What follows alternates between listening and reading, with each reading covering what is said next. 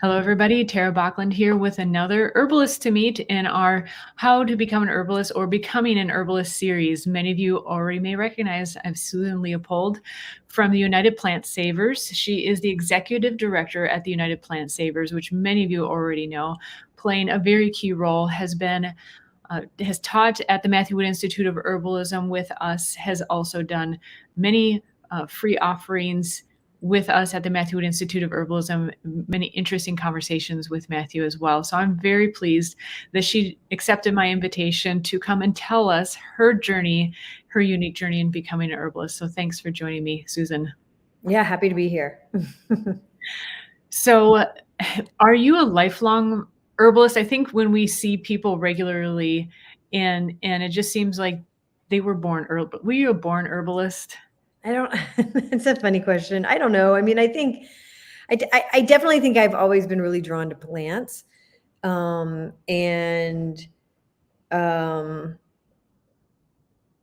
even, as a child, I have really fond memories of exploring my backyard. I was so grateful that I had a little woodland and a meadow and a pond. And so I certainly can think back. I have a funny story where I think I was in middle school and I was asked to do like a science project, and I don't know. I just came up with this idea about doing a hypothesis where I grew like one carrot in in a container with just water and gravel, a carrot top. I just cut the top off the carrot. And then I grew 2 carrots in a container, 1 carrot on either side. And then I grew another container with water, gravel, all the same components, but a cluster of carrot tops in the middle. And then I charted like how they grew over time. I think like I don't know, 2 weeks maybe. And the cluster of carrots that were growing together grew like exponentially greater than the 2 carrots that were in the container apart from each other. And certainly the 1 carrot grew the least. And my hypothesis was that plants are just like people and need each other. Wow. I was like in 6th grade. That's so cool. I think I was just always thinking like that, I don't know, plants were like people to me. I don't know. I just like had that in my mind. It's so interesting to think back on that. But I was certainly kind of a sick child. I had really bad asthma and had the inhaler and was on the antibiotics all the time and had pneumonia in the hospital several times. And so I was really, seeking out like an alternative to the medications, because the breathing medications would like make you really like kind of like speed. And then, the antibiotics would just like rip your body apart. And so some of the first plants that I really bonded with, that I still have like a super strong bond with, I mean, when I started to eat raw garlic and it could clear up an infection as quick as antibiotics, I mean, I would cut raw garlic and just eat it on a piece of bread at the first sight of being sick, and hope that I would not get like a respiratory. But once I would, kind of get that like tight chest, I mean, I would just grate raw ginger and honey. I mean, those 2 plants, ginger and garlic, were like, my allies, so I was always seeking, kind of relief, warm tea, fortunately, I think due to I don't know, I grew out of that chronic asthma. So grateful for that. When you're so sick all the time and then you like, it's such a, you kind of just in that mode and you kind of struggle through it. But then when you're well and you think back to how many years you spent like struggling. So, with that being said, I was using garlic and ginger, when I was in high school.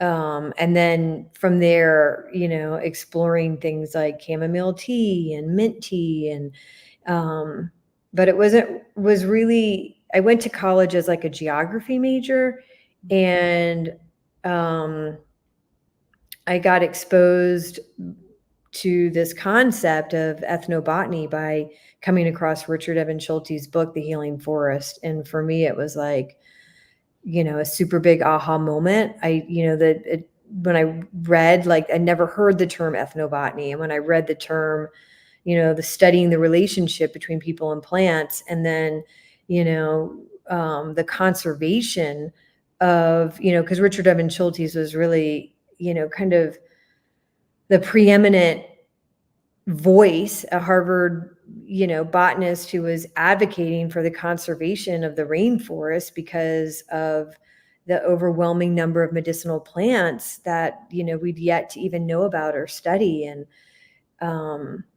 that's just one snippet of his life. But so that was just like an aha moment. So I've really always, I think the herbalist, I don't really consider myself an herbalist, but I have always been, I really consider myself an ethnobotanist and someone really kind of hyper focused on the conservation of plants and of the relationship between people and plants. So I had kind of a winding path, but it did seem like a natural fit that I would end up becoming the director of United Plant Savers. But that being said, like my journey of like studying plants, I mean, I think, everybody should think of themselves as a home herbalist. Everybody should think of themselves as their own healer, and should be confident to use medicinal plants in their life on the regular, and certainly extend that knowledge to your family and friends, or to know or have the knowledge so that when you're out and about, you can problem solve really basic health needs, because we all we all have them, especially when traveling, or and I think I would say too that another big thing for me was the Bach flower remedies. I mean, I also discovered them in high school, um, and having that ability to feel confident in using the rescue remedy. Um, yeah. So, just those kind of like really um, basic things were key, and still are key components of, just gratitude to the plant world. And that's, something that I often say is that herbalism is the gateway drug to activism, right? Because like once you start building that reciprocal relationship, that's, when you kind of open your mind to what's growing around you, and a greater awareness, and how you can be more involved with your environment. So anyways, that's a long rant. It gives me a number of points to go back to. It's great. So in high school, it seems like it was really the point that you connected in with garlic and ginger in particular. Do you remember what was the inspiration to try those, and even like who led you to, or what, to the Bach flower essences? Yeah, I think that's a really good question. I would go to, my parents had like a beach home in Virginia Beach, and we would go there, and I would go to the Heritage Center, and they had a bookstore. Do you know who I'm talking about? I can't believe I'm forgetting his name. He was it's gonna pop into my head. Edgar Casey? Yes, thank you. Yeah. So Edgar Casey had his research center and his hospital and facility in Virginia Beach, and then out of all of his remedies was the Heritage Bookstore. And you could go and get readings there, but they had a bookstore and a natural food product store, and of course they had the Heritage, where like one of his main remedies, right? Castor oil, and the rose water. And so I if I had to think back, I really would, I was super into crystals. I just feel like the whole metaphysical thing was like a big draw for me. And I have a feeling, I can't really think of like a person who told me, oh, try this. I think it was like I was a kid in the bookstore, and I mean, the healing properties of garlic are like everywhere, right? Yeah. Um, it was probably just some, basic little book like garlic can heal everything or whatever, you know what I mean? And once I tried it and it worked, it was like, wow, Yeah. you know? Um, Yeah, you so must have really been willing to try, I mean, to eat garlic sandwiches. It must really work well and totally, yeah, that's pretty amazing. It was, through all the interviews, that's been a component is there's kind of a synchronous, there definitely is a synchronous component. A lot of the stories there is, I had this ailment and it was only herbs that helped. And, right. and then there's certainly a synchronicity component as well. So it's pretty fascinating. So then you went to college and you thought you initially started in geology, but it sounds like you Geography. geography, sorry. And you did end up in botany, right? Ethnobotany? Yeah, I found that book by Richard Evans Schultes in the Boston Museum. It's like that moment is like seared in my mind. It was like this box of discounted books, and I don't know. I just was like drawn to the book, and I Wow. picked it up, and I was like, oh my god! I of course bought the book, and I was just like consumed by it, and then it just like opened up this whole another world. Like, what is ethnobotany, and um, who's studying ethnobotany? Where do you study ethnobotany? Um, and there wasn't really any place to go study ethnobotany as an undergraduate. I did semester at sea, and I remember meeting this guy at like a cafe in Malaysia, and I was talking to him. And in Malaysia, I ended up going on this like, ethnobotany excursion into the Malaysian rainforest, and got to travel with linguists and anthropologists. And so someone, clued me in. They were like, you should really look at Friends World College. Friends World College was a Quaker school, and they had different centers around the world, and they were based out of Long Island, and they had this farm, and they did this agreement where like Friends World College is under Long Island University, and Long Island University accredits it. And then, so I found out about it, and I was like, well, I'll just do a semester with Friends World College and then go back to BU. And Friends World College was very much like self-directed. And once I went to Costa Rica, there was no going back. I mean, so I just transferred to Long Island University's Friends World program, and I did a self-directed degree in tropical ethnobotany.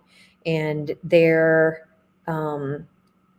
I lived with the Bribri up in the high mountains of Talamanca, and that's where I did my dissertation work. I call it a dissertation, but it's more like a thesis, because it was, the program through Friends World College was really like self-directed, and you had advisors, and you created courses for yourself, and then you kind of implemented what you put together. So yeah, I was just so grateful to find a school that supported me, and you know, yeah, it was a great opportunity, and it's still in existence. Friends World College, which is part of Long Island. They've kind of changed the format a little bit, but they still have a center in Costa Rica. And then from there I went on I was, not sure what to do with my further education. I kind of thought I might go into education itself. But then I stumbled across this school called the Conway School of Landscape Design. And it's a very small school in Western Massachusetts, in Conway. Now it's moved to Northampton, which is like the next town over. But it's a very intensive 10-month master's program where you study the ecology of the landscape, and it's from a native plant perspective. And for me, it kind of felt like I really wanted to understand mapping and landscape ecology as a way of understanding botany, as a way of understanding plants. So yeah, anyways, it's a fantastic program. And people go on to do all different kinds of things, whether they become a landscape architect or design wetlands or work for a conservation organization. And that's what I kind of did. I worked for a land trust in Virginia, and then I went on to pursue my PhD in ethnobotany at Antioch. And Antioch, the undergrad program is based in Yellow Springs, Ohio, but they have a graduate school in Keene, New Hampshire. And again, I chose the Antioch program because their PhD allowed for you to kind of pursue, a very specific passion in environmental studies, whatever that was, so they were very supportive of me wanting to get a PhD in ethnobotany. And, that dissertation you can read online. It's pretty interesting. It's the ethnobotany of a very small mountain range in Virginia. And I really look at this concept of dormancy in knowledge. So it's a deep dive into how knowledge about plants impacts how we interact with the landscape. It's a historical look at specifically the ethnobotany of the Bull Run Mountains. But I kind of, everybody talks about, we're losing this really, this indigenous knowledge, and certainly we are. We're losing languages. Indigenous people have lost their land, and there's been a lot of challenges and all those kinds of things. But the one thing that surprised me in my dissertation was that what I discovered, certainly, yes, knowledge had been lost, absolutely. But I also discovered that it really only takes one generation to bring the knowledge back. And I think that's a very inspirational way to look at things. It's so easy to be really dire with the loss of biodiversity and all the challenges we face. But as quick as knowledge can be lost, it can also be regained. And I think that's what we're witnessing right now in this kind of resurgence and people rediscovering herbal medicine. Maybe they didn't grow up with it. Maybe they didn't have it around them. Maybe they grew up in an urban area. Maybe they didn't know plants, but they can quickly learn that, and then they can pass that on to the next generation. And then instantly that spiritual, physical, mental, psychological, emotional connection, it's there, so I really feel like this concept of dormancy is a really kind of, we look at how plants go dormant, and then they reemerge. It's not gone, right? It's just underground. And I think you see that with all kinds of aspects of knowledge, not just knowledge about plants. I don't know. It's like we really forget to remember. Forget to remember. Chew on that one for a while. Yeah. So it's a lot about remembering. I don't know. Yeah. So I hope that sparks somebody. And when people, I constantly get asked what should I do? Where do I go? Where do I begin? And what I really recommend to people is it's often at the community college that you find a botany class. Really start with a basic botany class. It should be just fundamental, and then you kind of build. It's you kind of really get that understanding of plants, and then it'll sort of come what direction you want to go in. And I don't think you have to get a degree or follow. I mean, I took a very academic path, but I don't know that that's, needed or necessary. Um, you know, but I think once you kind of, um, botany in a day. I mean, there's some great online programs too. I mean, but once you, sort of immerse yourself in that kind of fun to get that fundamental understanding of the plant world, then you sort of, can kind of leap off in whatever direction. You intuited one of my questions was, but is more direct. Mine is directed at you. Is did you really have? It didn't sound like you necessarily had a plan, obviously, to be in herbalism or ethnobotany by what you said. But was there? It sounds like you remained rather open, just in general, to kind of follow your inner guidance. Yeah, I would say so. And, because I took, kind of a very, I don't know, alternative route or whatever. I mean, that's what I did. I mean, I went and found, Miriam Lobstein was teaching botany at my community college, and I signed up for the class. I got involved in the Virginia Native Plant Society. I really, just kind of, jumped in, kind of wherever I could, and just kind of, yeah, meandered from there, I guess. Well, it sounds like, some people will think, I'm going to be this in 5 or 10 years, and this is Yeah, the trajectory. But it didn't sound like you were trying to aim for that role. yeah, Like you didn't have, I'm going to be the director of the United Plant Savers in 10 years. It's just that was a part of the journey. yeah. Yeah. Where do you think, if someone is considering formal education in botany, ethnobotany, health, maybe natural health practices, where have you seen that it actually does help someone to have that formal education? Where is there a point where it does make that difference?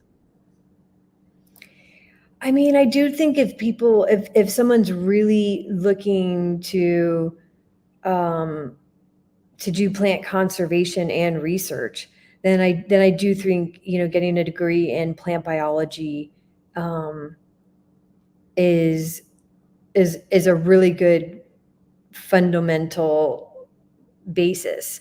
A lot of, and learning how to, um, write, I think is, I mean, it's fundamental to anything, Mhm. but, um, learning how to read academic literature and, understanding, the epistemology or the modalities of research is, kind of critical. And I guess that's, where, my foundation is. And then I think, you know, there's the AmeriCorps program. There's a lot of opportunities to intern or volunteer in doing research in regards to plants. And I think, um, in a lot of regards, your experience is so much is just as important as your school or your whatever academic work you do. Um, I mean, obviously, there's so many awesome herbal programs out there. Of course, like Matthew Wood Institute, and I mean, Rosemary Gladstar's, epic home study program, and so I do think there's a lot of quality information or courses that you can sign up for. It's so interesting, right? Like, do you become a naturopath? Do you go down the path of acupuncture or massage therapy? And in any of these realms, or working towards your AHG certification, and incorporating herbs into whatever healthcare practice. I don't know, it'd be interesting to see how this whole kind of cannabis and cannabis nurse, I don't know, it's a tricky dynamic because as we know, plants are considered dietary supplements and you can't make claims about plants, and herbalism is, kind of in this really obscure realm. I also, I mean, my daughter's really into herbalism, has done a lot of herbalism courses, and I mean, she really wants to work with people and herbs, and um, so I've encouraged her to look at getting her degree in osteopathic medicine because um, you're there's a little bit more flexibility in incorporating herbs into your practice than say becoming an MD. So I think that's, certainly an option, but yeah, it's a delicate dance. And then there's just the whole like wide open world of making your own products and teaching people um, and getting a job in the natural products industry. There's a lot of herb companies are now bringing herbalists onto their staff, and they're doing it delicately, but they're walking that fine line of how to guide people into incorporating herbs into their everyday routine in a way that's safe and effective, and also in compliance with the FDA regulations. So how to talk about plants, and it's interesting, right? Because it's like it's okay to talk about plants emotionally, but you can't necessarily talk about them. It's a delicate dance. Like this herb will really make you feel uplifted.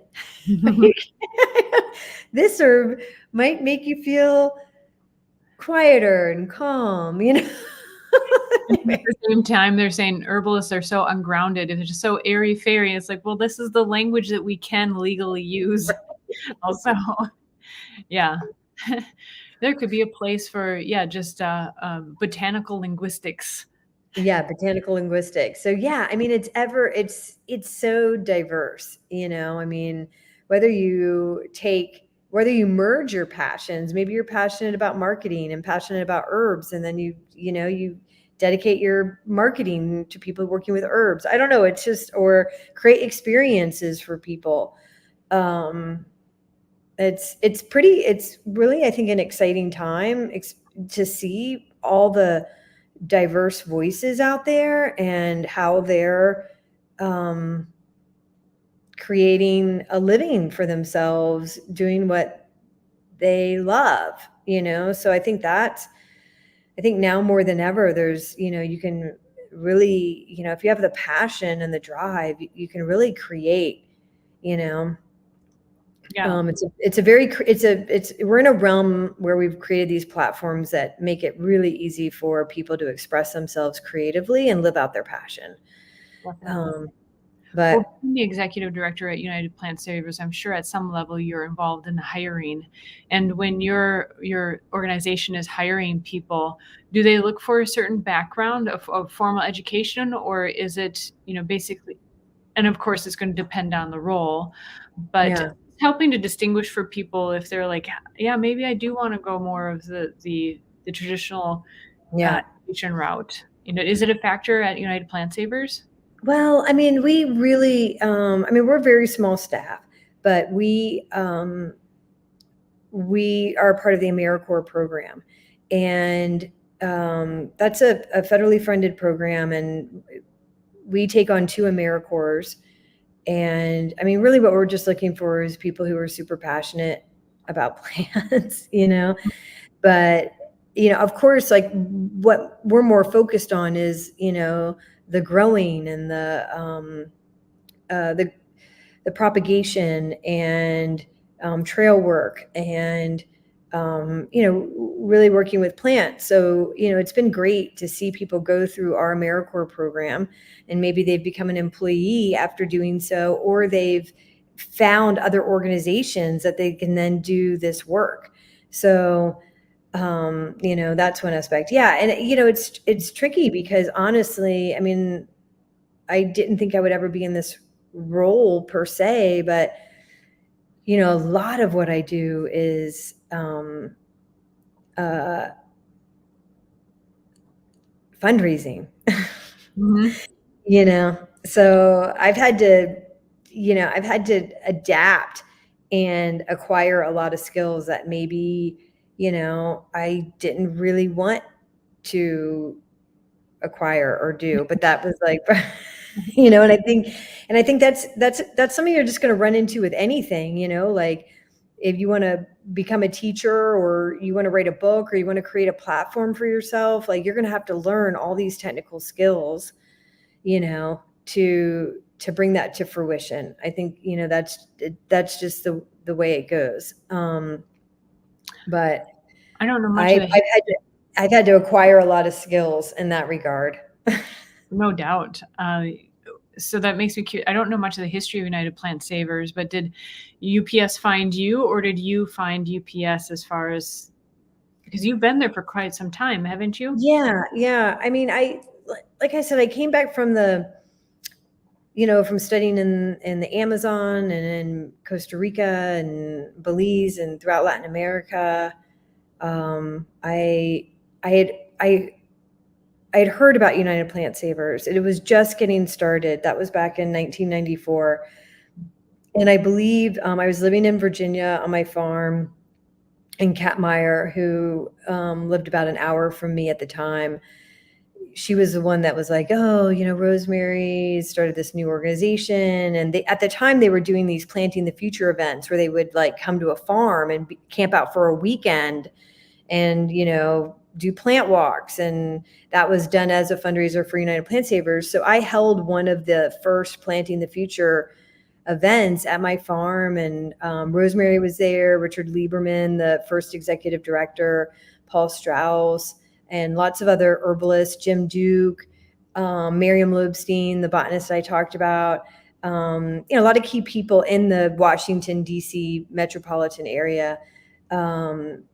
And so I was a part of that, like, early excitement of United Plant Savers.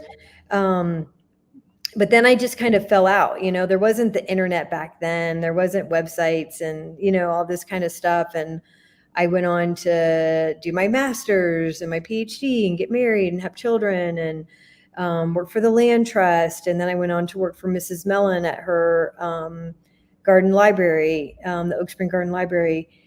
And it was just about the time that I was finishing my dissertation, which took me a long time to finish. And I was working at Oak Spring Garden Library, and it was Kat who reached out to me, who said, hey, they've been trying to find a new executive director for quite some time, and I really feel like you should apply. And so I did, and I got to meet Sarah Katz, who was the current president of the board at that time. And so I guess it's a little bit of both. I guess they found me, I found them, but that's how it happened. And I think that, I don't know, I think it's been 14 years. Time flies. And yeah, and then UPS will be celebrating in 2024 its 30th anniversary, which is kind of big. Wow, that's amazing. Yeah, Stay, yeah. stay tuned for announcements. I bet on some special Yeah, stuff. yeah, we're gonna break. March is gonna be our big kind of like 30th launch, and really focused around a membership drive, because that's really what the heart of UPS is. I mean, we kind of like hold the vision for medicinal plant conservation, and but it's really all the members that make all the magic happen. Whether you're just a member and you're passionate about plants and you're supporting the organization and you're learning through our journal and through our website and through our events, or if you become a botanical sanctuary and the work that you're doing on your own land. I mean, it takes all kinds of people doing all different kinds of things to achieve the mission of plant conservation. So, but yeah, anyways, so definitely going to be some announcements and fun stuff to unveil as the year goes on. And so yeah, it's I guess really I've been I think after 2024 I will have been the director, I think, for half of the organizations. What have you seen? So in that amount of time, and I love to ask this also of herbalists who have been herbalists for quite some time, is what are some things that you've been able to see the effects of since you've been involved with UPS for such a significant amount of time? You know, what are some of the things that have come to fruition, or the results, or maybe even just people's eyes opening?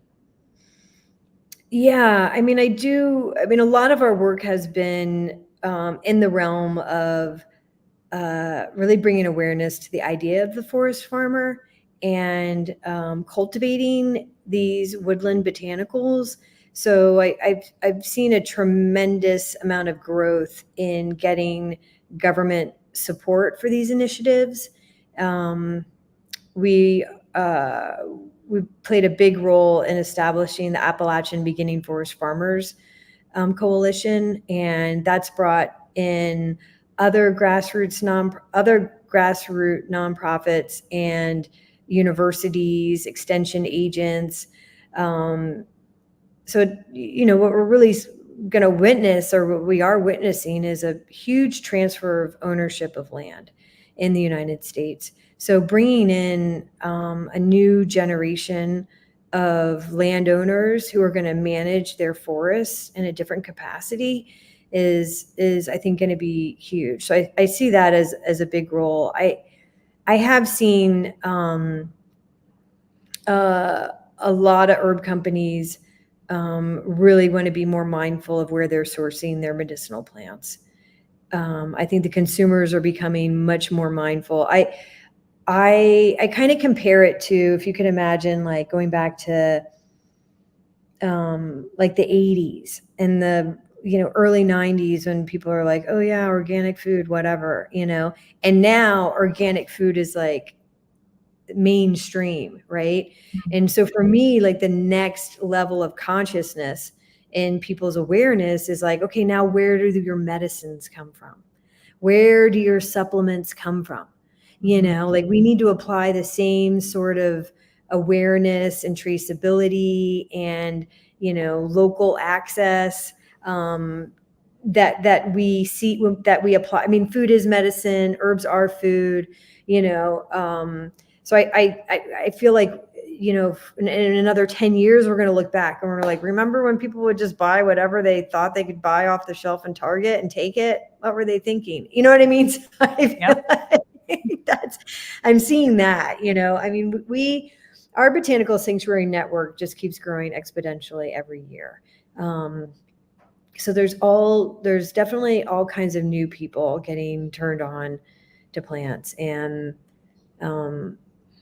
interestingly, it's women in my opinion that are driving the movement. But there's some, I don't want to make over broads. Yeah. I don't want to be too broad, but it's like 90% of our members are women, and 90% of the people who applied to become a botanical sanctuary are women.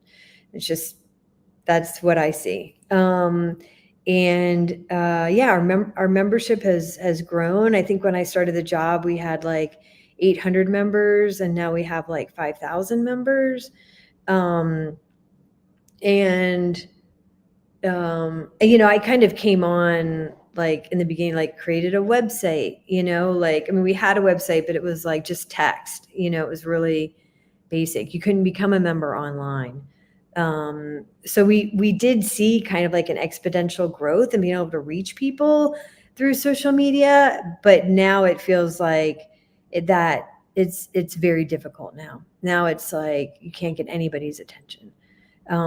So that's been difficult, and that's why we're going to make really this year about connecting with people and really advocating that people choose to connect with us, because we need that. We we all need each other. So yeah, it's social media. It's just like the algorithms changed. People don't want to open their email. All your email goes into your junk thing. So we've, when I started the job, we did tons of mailing every year, and then we got so much more return on this whole digital world. And now it's like, now we're going back to the mail because it's changed. So we've been overrun by the clickbait. So there's there's that element. So I do think I see the herb farming starting to take off. I mean, we have a long way to go, but that's something that I really want to see expand over the next 10 years. More domestic herb farms and companies forming long-term relationships with farmers. I don't know. I'd be curious to see what other people think. I mean, I do feel like, I don't know, in like the last 3 or 4 years, I feel like the quality of herbs that are being sold have actually gone down. And I don't know, or it's harder to, yeah, I'd be curious if I should do a big poll or like send it out to people. Yeah. I feel like there's a lot of innovation happening. I feel like there's a lot of new, smaller, like fantastic companies emerging, a lot of really great educators. But I don't know, just, in these last few years, and maybe it just got harder to get the plants during COVID and coming back with the supply chain issues. I think people, obviously a lot of plants come from wild harvested matter. But a lot of, and a lot of plants that we see in our final products are imported. And a lot of that material is stuff that we could be growing. So, yeah. Well, it sounds like there's a number of issues on multiple fronts. So, you're not only, of course, business, you have to run a business, but then addressing the environmental. Real quick, you had mentioned forest farmer. Would you tell us a little bit more what that means? I didn't quite grasp it from what you were describing. Yeah. I mean, obviously a really big one is, golden seal, cohosh, bloodroot, ginseng, uh, Solomon seal. A lot of these woodland botanicals that are harvested from the wild can be propagated and grown in a forest environment. So when I speak of forest farmers, I guess it's, I mean, you could call it permaculture, you could call it agroforestry, but really growing these in-demand forest botanicals in the forest or along the edge of the forest, so that they're being intentionally cultivated. And that can happen on, kind of a wide spectrum. It can be as much as like, tilling in the forest and being a little bit more intensive about it, or just literally planting in the forest and, tending those plants. Well, they should be And- better quality medicinally if they're growing more in their native environment as well, correct? Well, yeah. And in some regards, I mean, a lot of those plants are being harvested from wild populations, and, our wild spaces are just being gobbled up by development and other things. And we don't have, I don't know. We're really kind of like a plant blind country. And then we have all these regulations for like GMPs and all these things that, like, in the processing, so concerned about cross contamination or yada, yada, yada. But yet someone can go and harvest cohosh and, give it to a dealer, gives it to a dealer. And that cohosh can sit in a warehouse for a decade before it ever gets ground up and put in a product. So it's also, so it's, the quality of the product can be really poor for like a number of reasons. Sorry about that. Yeah.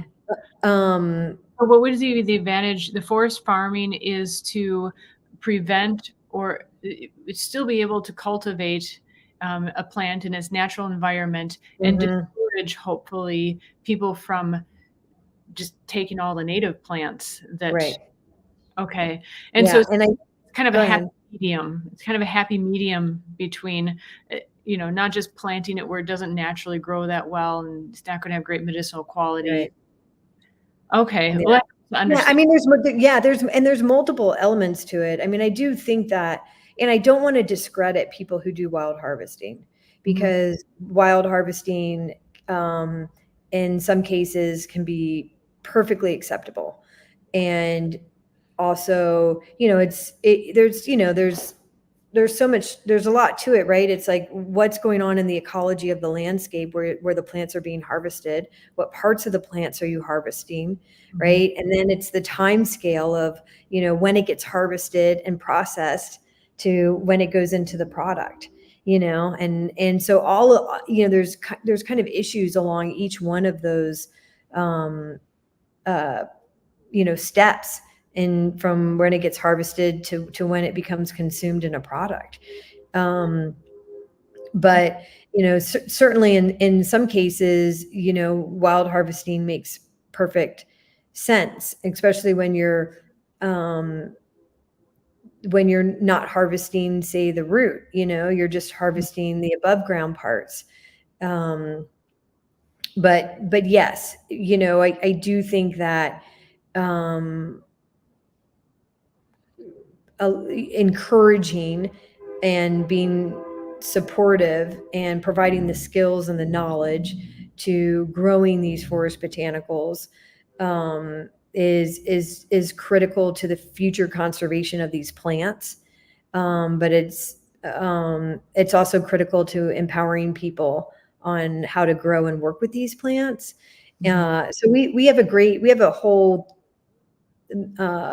lots of web pages on the site about forest farming, and we have a free book called the Forest Farmer's Handbook, which goes into very detailed description of how to cultivate these plants in a forested environment. But yeah, it's interesting. It's like, I mean, black cohosh is, another interesting example, because it's a plant that when you harvest it in the wild, you can obviously harvest other very similar lookalikes, like doll's eye, that can be,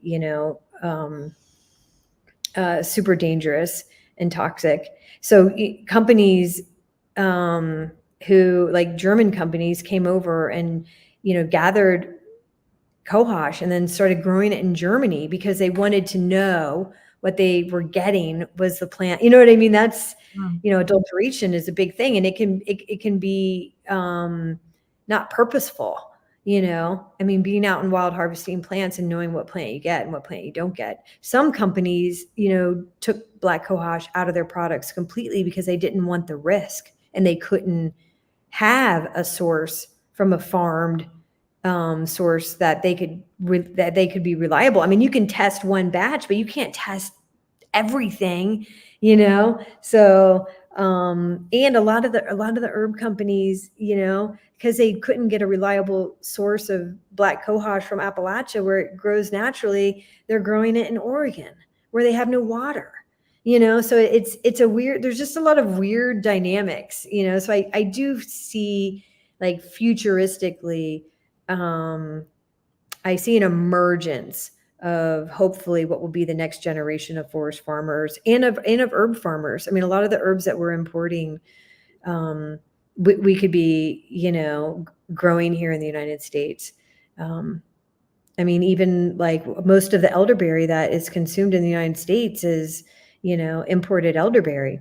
And, I mean, and the two varieties, are, have, I mean, they're very similar, but, maybe slightly different as well.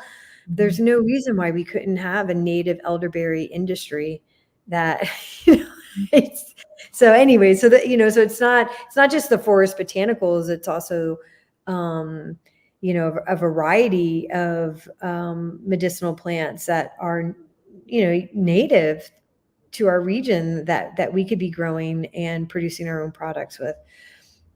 There's you mentioned the next generation. I'd like to hit a couple of points here. We've gone off topic from how to become an herbalist, but this is, I mean, this is your realm too, so I don't want to like pass up this opportunity. You had mentioned the next generation. You know, you mentioned land transfer. From who to whom is this land transfer happening? Are you speaking of? Well, it's just aging out, right? So a lot of the people who own the land are in their 70s, their 80s, you know? So we're witnessing a real transition in land ownership from one generation to the next. And it's, you know, it's certainly been a little tricky because maybe people of that older generation, you know, who are going to cross to the other side of the fence, you know, perhaps it was, you know, maybe easier to acquire land, right?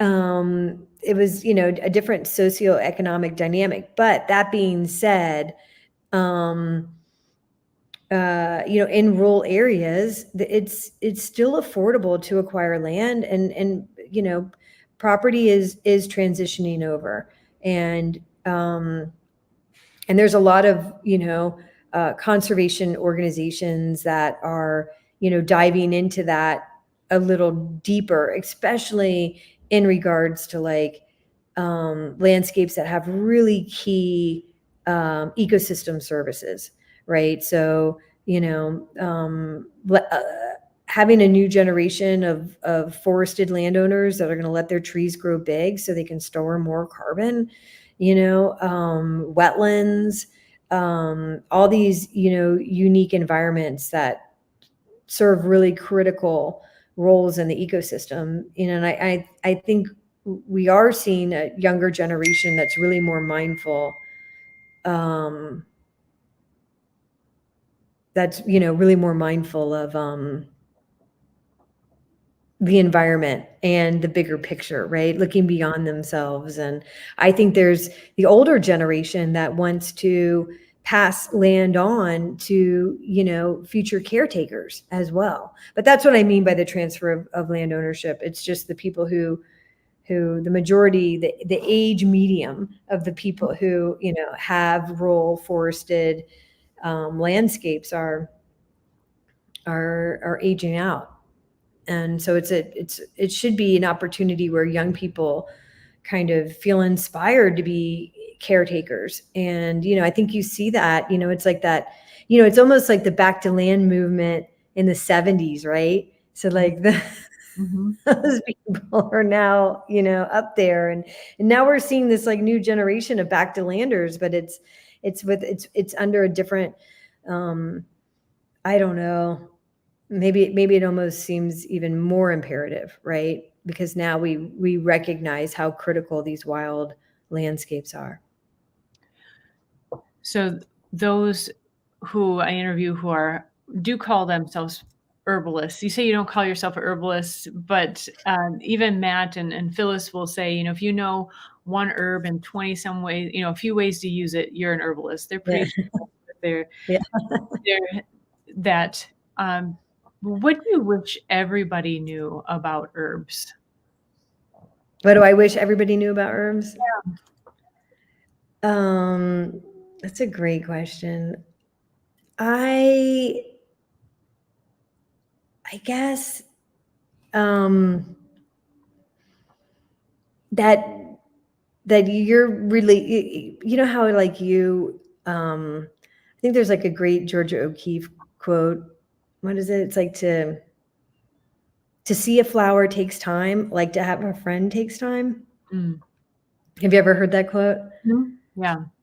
And so I think that's what I want everybody to know, is that like it's your relationship with the plant. It's not anybody else's. Just like how you have a friend that you call up and you talk to, you know, and you have this like intimate relationship with them, or you have kind of an unfriendly relationship with them, but that's between you and that person. And so it's really between you and that plant.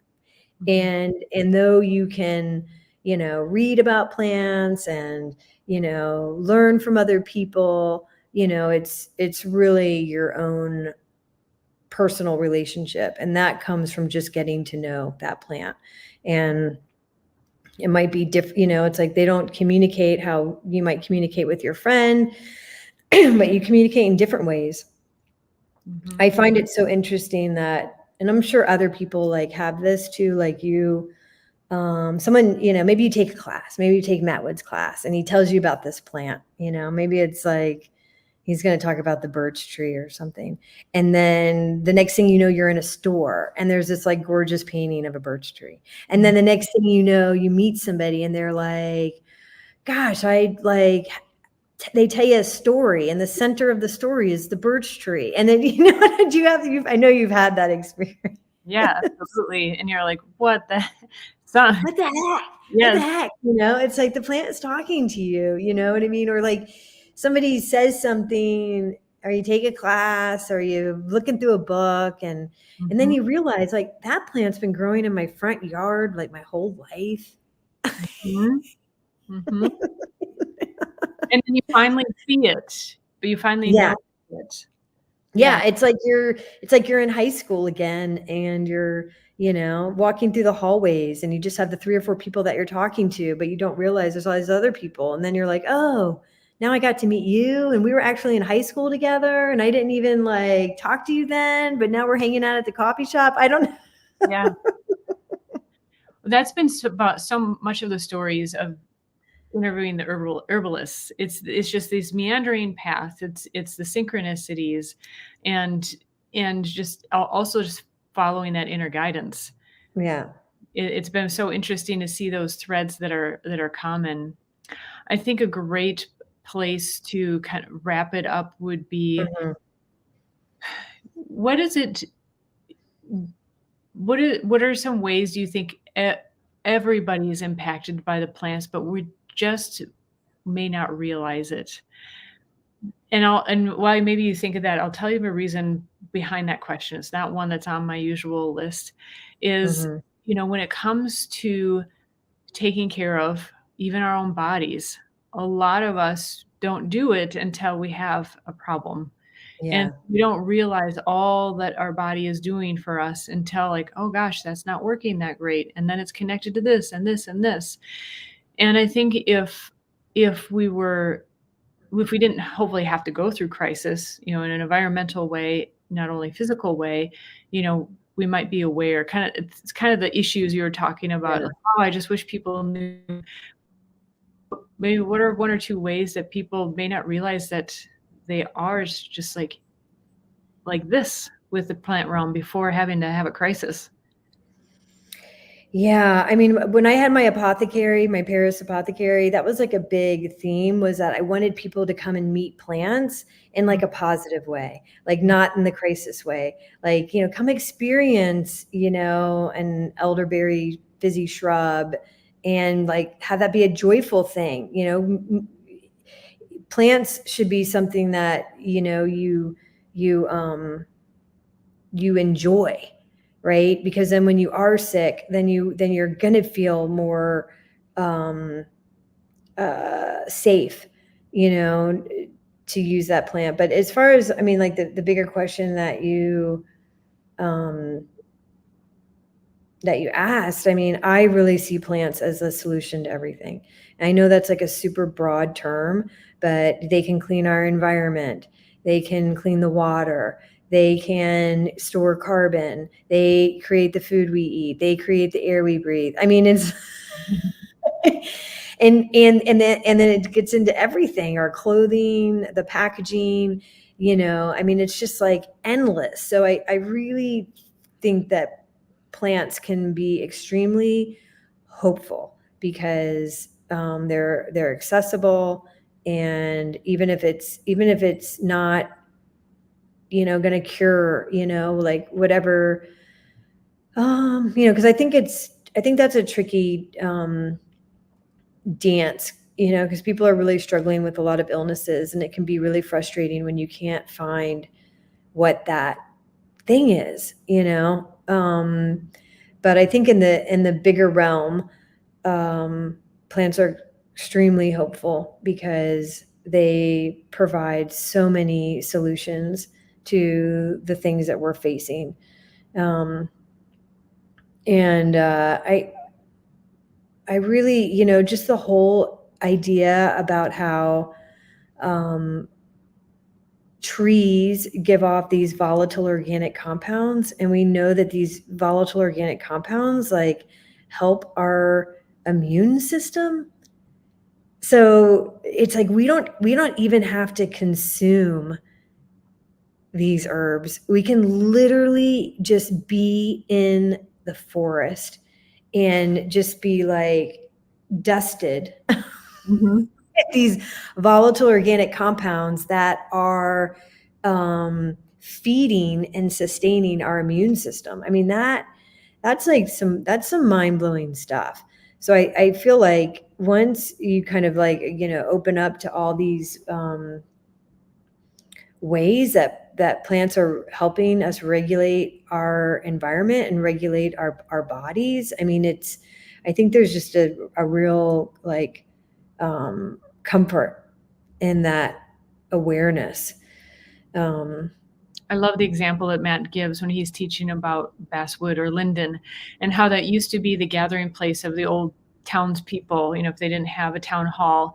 And whether they knew it or not, the reason was that when you gather under a basswood or linden, it has a natural calming effect. Even when you take a linden tincture or tea, it's very calming, but not in the way that like, well, maybe some people might want to go to sleep, but it's not like narcotic in right. that. It's just Yeah. like soothing, relaxing, and is absolutely fascinating. You know that yes, you can just take in whether it's volatile organic compounds. Well, it might be the pollen in that instance. I'm not Right. sure, but and some of it, we're just actually discovering Yeah. why or making the connections at least. We might not know why, but we're making these connections. And I, for one, grew up in an environment that was not environmentally centered. I mean, it was the beginning. I mean, recycling just came in much later into our environment. I'll just say it wasn't the top of the list. But I think personally, when people have a personal experience, like herbs and natural products were the answer to my health ailments, you reconnect in that way. And I'm not wishing that people have ailments to connect in that way, but it seems to be often how things happen. But Yeah. hopefully those problems are small and you can connect on really great levels, just like taking a linden tea is a wonderful, Mm, or maybe chamomile. That's one that people are very familiar with as yeah. well. Totally. Totally. There's so many. Well, I really really appreciate you joining me today because your path has been so far very different from other paths of herbalists, and that's been the point. Is I want to illustrate that there are many ways, if you have a connection with the plants, there are many ways that you can make this more a part of your life. And but not to downgrade that, if you simply are incorporating them into your personal life, that of your families, that is significant and enough as well. But hopefully this has been inspiring to others. I hope so. I hope so. How do people learn more about UPS? What else, any special offers you have going on? Anything that you want people to know about? Yeah, I mean, we just wrapped up the launch of our fundraiser. You can still donate to it. It's, of course, there was like the book Planting the Future, which is an amazing book that was written in the really early days that has chapters on several of the at-risk plants. Seeding the Future is, a vision of United Plant Savers starting a medicinal seed bank. And we're super excited about that project. And then, of course, we're celebrating 30 years in 2024. It's easy website, unitedplantsavers.org. We obviously encourage membership. We have a ton of stuff going on and opportunities in Ohio. We have the 360-acre botanical sanctuary. It's got 5 or plus miles of trails. It has our Center for Medicinal Plant Conservation. And then we just acquired the Brick House Apothecary in Pomeroy. That's about a 10-minute drive. So we have lodging options, and a super exciting thing is that we've been building this library. It started with Jim Duke donating his library, and Stephen Buhner donated his library. John Staba, professor in pharmacognosy, donated his library, and David Winston recently committed to donating his library. So we're really building this incredible library for people to come and research and study plants. So stay tuned on opportunities with that. It's Instagram and Facebook and all that stuff. It's just great. Even if you're not able to become a member right away, just join our mailing list, because we have all kinds of online events. We just launched, and I'll send you a link to share. You can go on UPS's YouTube account, and we got a grant from the Ohio Humanities Foundation to do a film on women's reproductive health in Appalachia.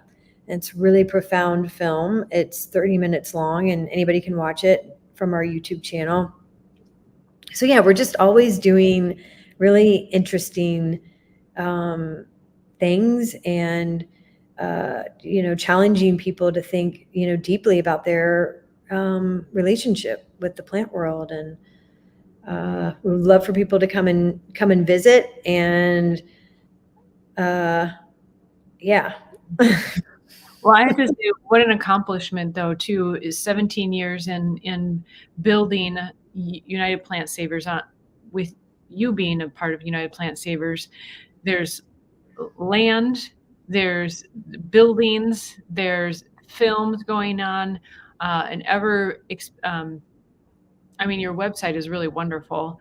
And It's a that's great resource. Yeah. Anybody can access it. And of course, like, you become a member, we have all kinds of membership benefits, right? I mean, so many people offer percentages off on programs. And I think the list of membership benefits, you get your membership like back tenfold. many times over. Yeah. And we have the reciprocal admissions program, where you can use your membership card to get into other gardens.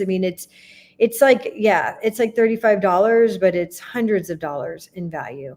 Well, just an example, then what you save on Matthew Wood Institute of Herbalism programs, you will pay for the membership many times over. Yes. We're also including a UPS membership with any new program enrollment from 2024 on. So we are always looking to support United Plant Savers and appreciate what you guys do. Absolutely amazed. I love watching and see what you're doing. You're in the nonprofit realm. There's crossover. I love gleaning.